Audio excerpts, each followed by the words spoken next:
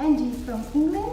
As you see, we changed her hair color. She had a lovely copper hair color from her natural color, but we put her a lovely, nice highlighted hair. As you see, it's natural blonde hair color. We put her a cap, we took some hairs and we filmed it, and we make it natural color. We have cut her hair, a lovely, nice pixie haircut. As you see, I wish you see it.